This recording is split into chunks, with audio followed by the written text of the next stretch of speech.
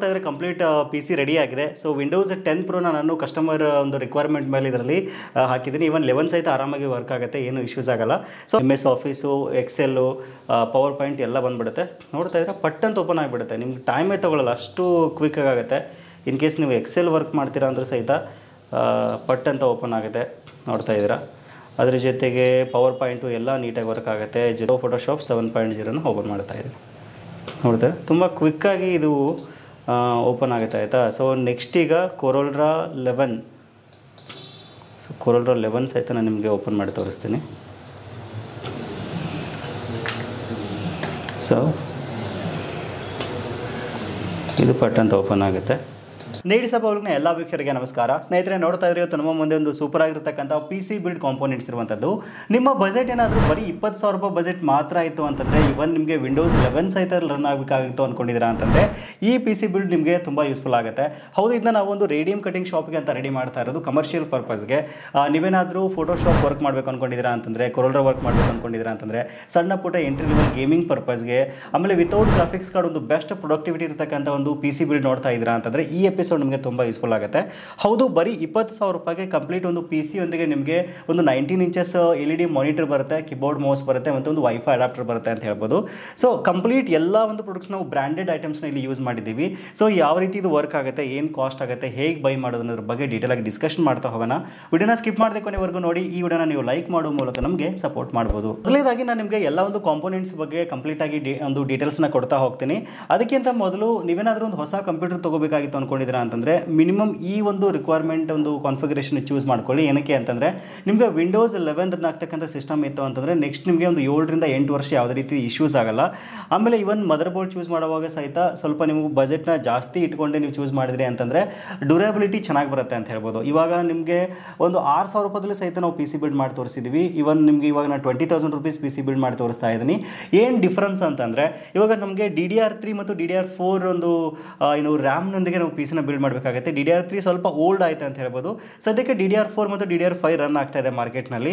ಆಮೇಲೆ ನೀವು ರೈಸನ್ನಲ್ಲಿ ಚೂಸ್ ಮಾಡೋದ್ರಿಂದ ಅತಿ ಕಡಿಮೆ ಬೆಲೆಗೆ ನಮಗೆ ವಿಂಡೋಸ್ 11 ರನ್ ಆಗ್ತಕ್ಕಂಥ ಜಾಸ್ತಿ ಪ್ರೊಡಕ್ಟಿವಿಟಿ ಆಗ್ತಕ್ಕಂಥ ಒಂದು ಸಿಸ್ಟಮ್ ನಮಗೆ ಸಿಗ್ತಾ ಇರುವಂಥದ್ದು.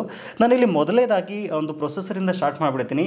ಇಲ್ಲಿ ನಾನು ನಿಮಗೆ AMD Ryzen 3 3200G ಪ್ರೊಸೆಸರ್ನ ಇಲ್ಲಿ ಯೂಸ್ ಮಾಡ್ತಾ ಇದ್ದೀನಿ. G ಅಂತಂದರೆ ಇಂಟಿಗ್ರೇಟೆಡ್ ಗ್ರಾಫಿಕ್ಸ್ನ ಈ ಒಂದು ಪ್ರೊಸೆಸರ್ನಲ್ಲಿ ಕೊಟ್ಟಿರುವಂಥದ್ದು. ರೇಡಿಯನ್ ವೇಗಾ 8 ಗ್ರಾಫಿಕ್ಸ್ ಕಾರ್ಡ್ನ ಇದರಲ್ಲಿ ಕೊಟ್ಟಿದ್ದಾರೆ. ಸಾರಿ, ಇಂಟಿಗ್ರೇಟೆಡ್ ಗ್ರಾಫಿಕ್ಸ್ ಇಲ್ಲಿ ಇರುವಂಥದ್ದು. ಸೊ ಇಂಟಿಗ್ರೇಟೆಡ್ ಗ್ರಾಫಿಕ್ಸ್ ಇರೋದ್ರಿಂದ ನಮಗೆ ಡೆಡಿಕೇಟೆಡ್ ಗ್ರಾಫಿಕ್ಸ್ ಕಾರ್ಡ್ ಹಾಕೋದು ತಪ್ಪುತ್ತೆ, ಮತ್ತು ನಮ್ಮ ಬಜೆಟ್ ಸಹಿತ ಇಲ್ಲಿ ಉಳಿತಾಯ ಆಗುತ್ತೆ. ಸಣ್ಣ ಪುಟ್ಟ ಗೇಮ್ಸ್ಗಳನ್ನ ನಾವು ಆರಾಮಾಗಿ ಇದರಲ್ಲಿ ರನ್ ಮಾಡ್ಬೋದು. ಅಷ್ಟೇ ಅಲ್ಲದೆ ಪ್ರೊಡಕ್ಟಿವಿಟಿಗೆ ಒಂದು ಬೆಸ್ಟ್ ಆಗಿರತಕ್ಕಂಥ ಒಂದು ಪ್ರೊಸೆಸರ್ ಇದಾಗಿರುವಂಥದ್ದು. DDR4 ರ್ಯಾಮ್ನ ಇದು ಸಪೋರ್ಟ್ ಮಾಡುತ್ತೆ. ಆಮೇಲೆ ಇದರಲ್ಲಿ ನಮಗೆ 4 ಕೋರ್ಸ್ ಮತ್ತು 4 ಥ್ರೆಡ್ಸ್ ಇರತಕ್ಕಂಥ ಪ್ರೊಸೆಸರ್ ಇದು. ಅಷ್ಟೇ ಅಲ್ಲದೆ 65 ವ್ಯಾಟ್ ಒಂದು TDP ಯೊಂದಿಗೆ ಬರ್ತಾ ಇದೆ. ಮ್ಯಾಕ್ಸಿಮಮ್ ಕ್ಲಾಕ್ ಸ್ಪೀಡ್ ಬಂದ್ಬಿಟ್ಟು 4 ಒಂದು ಗಿಗಾಟ್ಸ್ ಒಂದು ಸ್ಪೀಡ್ನಲ್ಲಿ ಇದು ವರ್ಕ್ ಆಗುತ್ತೆ. ಸೊ ಹಾಗಾಗಿ ಇದೊಂದು ಎಂಟ್ರಿ ಲೆವೆಲ್ಗೆ ಬೆಸ್ಟ್ ಆಗಿರತಕ್ಕಂಥ ಒಂದು ಬಜೆಟಲ್ಲಿ ಸೂಪರ್ ಆಗಿರತಕ್ಕಂಥ ಒಂದು ಪ್ರೊಸೆಸರ್ ಅಂತ ನಾವು ಇದನ್ನ ಚೂಸ್ ಮಾಡಿದ್ದೀವಿ. ಇನ್ ಕೇಸ್ ಫ್ಯೂಚರಲ್ಲಿ ನೀವೇನಾದರೂ ಪ್ರೊಸೆಸರ್ನ ಅಪ್ಗ್ರೇಡ್ ಮಾಡ್ತೀರಾ ಅಂದ್ರೂ ಸಹಿತ ಈ ಮದರ್ ಬೋರ್ಡ್ ಸೂಪರ್ ಆಗಿ ನಿಮಗೆ ಸಪೋರ್ಟ್ ಮಾಡುತ್ತೆ. Ryzen 5 ಇರ್ಬೋದು, Ryzen 7 ಅಥವಾ Ryzen 9 ವರೆಗೆ ಇದು ಸಪೋರ್ಟ್ ಮಾಡುತ್ತೆ.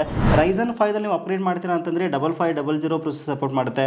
ಆಮೇಲೆ 5600X ಆಗಿರ್ಬೋದು. Ryzen 7ನಲ್ಲಿ 5800X ಆಗಿರ್ಬೋದು. Ryzen 9ನಲ್ಲಿ ಸ್ಪೆಷಲಿ ನಿಮಗೆ 5900X ಮತ್ತು 5950X ಒಂದು CPU ನಿಮಗೆ ಆರಾಮಾಗಿ ಈ ಒಂದು ಬೋರ್ಡ್ಗೆ ಸಪೋರ್ಟ್ ಆಗುತ್ತೆ. ಅದಕ್ಕೋಸ್ಕರ ನಾನು ಚೂಸ್ ಮಾಡಿದ್ದೀನಿ. ಇನ್ನು ನೆಕ್ಸ್ಟು ರ್ಯಾಮ್ಗೆ ಬರೋದಾದರೆ DDR4ನಲ್ಲಿ ಫಿಂಗರ್ಸ್ನ ಒಂದು ರ್ಯಾಮ್ನ ಚೂಸ್ ಮಾಡಿದ್ದೀನಿ. ವಿತೌಟ್ ಹೀಟ್ ಸಿಂಕ್ ಇದೆ ಆಯಿತಾ. ಸೊ ಇದು ಸಹಿತ ನಿಮಗೆ 3200 MHz ಸ್ಪೀಡ್ನಲ್ಲಿ ವರ್ಕ್ ಆಗುತ್ತೆ. ಇನ್ನು ನೆಕ್ಸ್ಟು SSD ಬಂದುಬಿಟ್ಟು ಜಿಬ್ರಾನಿಕ್ಸ್ ಅವ್ರದ್ದು SATA ಯೂಸ್ ಮಾಡಿದ್ದೀನಿ 256. ಇನ್ ಕೇಸ್ ನೀವೇನಾದರೂ NVMe ಯೂಸ್ ಮಾಡ್ತೀರಾ ಅಂತಂದರೆ ಒಂದು 500 ರಿಂದ 600 ರೂಪಾಯಿ ಪ್ರೈಸ್ ಜಾಸ್ತಿ ಆಗುತ್ತೆ. ಬಿಟ್ಟರೆ ನಿಮಗೆ ಒಂದು ಬೆಟರ್ ಪರ್ಫಾರ್ಮೆನ್ಸ್ ಸಿಗುತ್ತೆ NVMe ಹೋಗ್ತೀರಾ ಅಂತಂದರೆ. ಇನ್ನು ನೆಕ್ಸ್ಟು ಪವರ್ ಸಪ್ಲೈ ಬಂದುಬಿಟ್ಟು ಆ್ಯಂಟ್ ವ್ಯಾಲ್ಯೂ ಇಕೋ 400ನ ನಾನು ಯೂಸ್ ಮಾಡ್ತಾ ಇದ್ದೀನಿ. ಸೊ ಏನಕ್ಕೆ ಅಂತಂದರೆ ಇಲ್ಲಿ ನಾನು ಎಕ್ಸ್ಟ್ರಾ ಡೆಡಿಕೇಟೆಡ್ ಆಗಿ GPU ಯೂಸ್ ಮಾಡ್ತಾ ಇಲ್ಲ, ಅದಕ್ಕೋಸ್ಕರ ಇಷ್ಟು ಪವರ್ ಇದಕ್ಕೆ ಸಾಕು ಅಂತ ಇದನ್ನ ಚೂಸ್ ಮಾಡಿದ್ದೀನಿ. ಇದನ್ನು ಬಿಟ್ಟರೆ ನೆಕ್ಸ್ಟು ನೋಡ್ತಾ ಇದ್ರೆ ಒಂದು ಸೂಪರ್ ಆಗಿರ್ತಕ್ಕಂಥ ಕ್ಯಾಬಿನೆಟು ಲಾಸ್ಟ್ ಟೈಮ್ ಸಹಿತ ನಾನು ನಿಮ್ಗೆ ಇದನ್ನ ಇಂಟ್ರೊಡ್ಯೂಸ್ ಮಾಡಿಕೊಟ್ಟಿದ್ದೆ. ಜಿಬ್ರಾನಿಕ್ಸ್ನಲ್ಲಿ ಜೆನೆಸಿಸ್ ಅಂತ ಆಯಿತಾ. ಸೊ ಕಂಪ್ಲೀಟ್ ಒಂದು ಟ್ರಾನ್ಸ್ಪರೆಂಟ್ ಕ್ಯಾಬಿನೆಟ್ ನಿಮಗೆ ಬರುತ್ತೆ. ಫ್ರಂಟ್ನಲ್ಲಿ 2 RGB ಫ್ಯಾನ್ ಬಂದರೆ ಹಿಂದ್ಗಡೆ ಒಂದಿರುತ್ತೆ, 3 RGB ಫ್ಯಾನ್ನೊಂದಿಗೆ ಬರ್ತಾ ಇದೆ. ಮೇಲ್ಗಡೆ ಭಾಗದಲ್ಲಿ ನೋಡ್ತಾ ಇದ್ರೆ ಪವರ್ ಬಟನ್ನೊಂದಿಗೆ ಕಂಟ್ರೋಲೇಬಲ್ RGB ಬಟನ್ ಸಹಿತ ಕೊಟ್ಟಿದ್ದಾರೆ. ಅಷ್ಟೇ ಅಲ್ಲದೆ ನೀವೇನಾದ್ರು ಹೆಡ್ಫೋನ್ಸ್ ಯೂಸ್ ಮಾಡಿದ್ರೆ ಅಂದ್ರೆ ಸಹಿತ ಆಪ್ಷನ್ ಇದೆ. ಮೇಲ್ಗಡೆ ಭಾಗದಲ್ಲಿ 2 USB 2.0 ಇದ್ದರೆ ಒಂದು 3.0 ಆಪ್ಷನ್ ಕೊಟ್ಟಿರೋದು ಒಂದು ಗ್ರೇಟ್ ಥಿಂಗ್ ಅಂತ ಹೇಳ್ಬೋದು. ಕಂಪ್ಲೀಟ್ ಆಗಿ ನೋಡ್ತಾ ಇದ್ರೆ ಒಂದು ಬಿಲ್ಡ್ ಕ್ವಾಲಿಟಿ ಆಗಿರ್ಬೋದು, ಈ ಒಂದು ಗೇಜ್ ತುಂಬ ಚೆನ್ನಾಗಿದೆ. ಸಖತ್ತಾಗಿಂತ ಒಂದು ಕ್ಯಾಬಿನೆಟ್ನ ಯೂಸ್ ಮಾಡಿದ್ದೀನಿ. ಬಜೆಟ್ನಲ್ಲಿ ಒಂದು ಬೆಸ್ಟ್ ಆಗಿರ್ತಕ್ಕಂಥ ಕ್ಯಾಬಿನೆಟ್ ಇದು. ಒಂದು 2600 ಬಜೆಟಲ್ಲಿ ಇದು ಸಿಗ್ತಾ ಇದೆ. ಕಂಪ್ಲೀಟ್ ಓವರ್ ಆಲ್ ಬಿಲ್ಡ್ ನಿಮಗೆ ಇನ್ಕ್ಲೂಡಿಂಗ್ ಮಾನಿಟರ್, ಕೀಬೋರ್ಡ್, ಮೌಸ್ ಬಂದು 20,000 ರೂಪೀಸ್ ಆಗುತ್ತೆ. ಸೊ ಹಾಗಾದರೆ ಬನ್ನಿ ನಿಮ್ಮ ಮುಂದೆ ನಾನು ಇದನ್ನ ಅಸೆಂಬಲ್ ಮಾಡಿ ಹೇಗೆ ವರ್ಕ್ ಆಗುತ್ತೆ ಅಂತ ಡೀಟೇಲ್ ಆಗಿ ತೋರಿಸ್ತಾ ಹೋಗ್ತೀನಿ.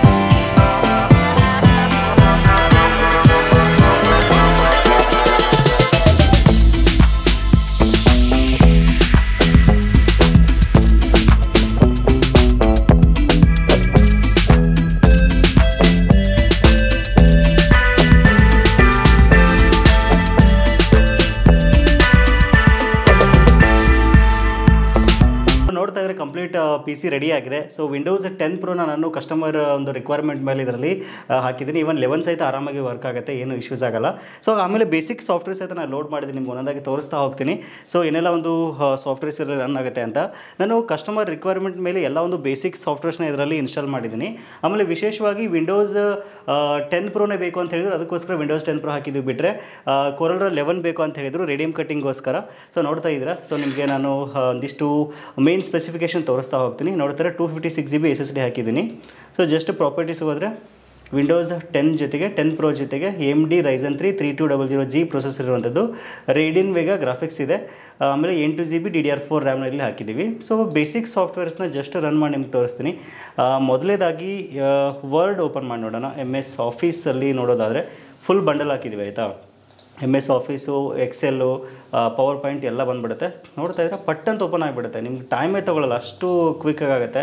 ಇನ್ ಕೇಸ್ ನೀವು ಎಕ್ಸೆಲ್ ವರ್ಕ್ ಮಾಡ್ತೀರಾ ಅಂದ್ರೆ ಸಹಿತ ಪಟ್ ಅಂತ ಓಪನ್ ಆಗುತ್ತೆ. ನೋಡ್ತಾ ಇದ್ದೀರಾ.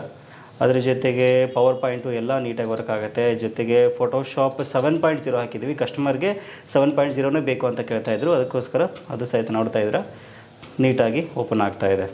ಸೊ ಫಸ್ಟ್ ಟೈಮ್ ಓಪನ್ ಆಗ್ತಿರೋದಕ್ಕೆ ಒಂಚೂರು ಟೈಮ್ ತೊಗೋತಾ ಇದೆ. ಸೊ ಒಂದ್ಸರಿ ಬೇಕಿದ್ರೆ ಕ್ಲೋಸ್ ಮಾಡಿ ನಾವು ಓಪನ್ ಮಾಡಿ ನಿಮ್ಗೆ ತೋರಿಸ್ತೀನಿ ಹೇಗಾಗುತ್ತೆ ಅಂತ. ಸೊ ಈಗ ಕ್ಲೋಸ್ ಮಾಡಿಬಿಟ್ಟು ಇನ್ನೊಂದು ಸರಿ ಅಡೋ ಫೋಟೋಶಾಪ್ 7.0ನ ಓಪನ್ ಮಾಡ್ತಾ ಇದ್ದೀನಿ. ನೋಡ್ತಾರೆ ತುಂಬ ಕ್ವಿಕ್ಕಾಗಿ ಇದು ಓಪನ್ ಆಗುತ್ತೆ ಆಯಿತಾ. ಸೊ ನೆಕ್ಸ್ಟ್ ಈಗ ಕೊರಲ್ಡ್ರಾ 11. ಸೊ ಕೊರಲ್ಡ್ರಾ 11 ಸಹಿತ ನಾನು ನಿಮಗೆ ಓಪನ್ ಮಾಡಿ ತೋರಿಸ್ತೀನಿ. ಸೊ ಇದು ಪಟ್ ಅಂತ ಓಪನ್ ಆಗುತ್ತೆ. ಸ್ಟಿಕ್ಕರ್ ಕಟ್ಟಿಂಗಿಗೆ ಆಮೇಲೆ ಗ್ರಾಫಿಕ್ಸ್ ಡಿಸೈನಿಂಗ್ ವರ್ಕಿಗೆ ಸಹಿತ ಏನು ಇಶ್ಯೂಸ್ ಆಗೋಲ್ಲ.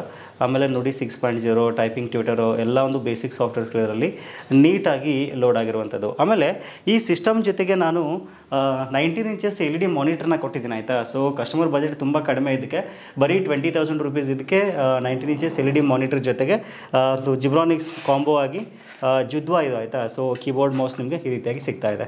ಫುಲ್ ಸೆಟ್ ಬಂದು 20,000 ರೂಪೀಸಲ್ಲಿ ಸಿಗ್ತಾ ಇದೆ. ವಿಂಡೋಸ್ 11 ಸಹಿತ ಸಪೋರ್ಟ್ ಆಗುತ್ತೆ. ಆಲ್ಮೋಸ್ಟ್ ಎಲ್ಲ ವರ್ಕ್ಗಳಿಗೆ ಒಂದು ಸೂಪರ್ ಆಗಿರ್ತಕ್ಕಂಥ PC ಇದಾಗಿರುವಂಥದ್ದು. ಈ ಸಿಸ್ಟಮ್ನ ಯಾವ ರೀತಿ ಪರ್ಚೇಸ್ ಮಾಡೋದು ಅಂತ ನೋಡಿದ್ರೆ ನಿಮಗೆ ಪ್ರೀ ಬಿಲ್ಡ್ ಸಿಸ್ಟಮ್ ಸಹಿತ ನಮ್ಮ mypcmaker.com ಸಿಗ್ತಾ ಇರುವಂಥದ್ದು. ಇಲ್ಲಾಂದರೆ ಸ್ಕ್ರೀನಲ್ಲಿ ಕಾಣ್ತಕ್ಕಂಥ ನಂಬರ್ಗೆ ನೀವು ಕಾಂಟ್ಯಾಕ್ಟ್ ಮಾಡೋ ಮೂಲಕ ನೇರವಾಗಿ ಆರ್ಡರ್ ಮಾಡ್ಬೋದು.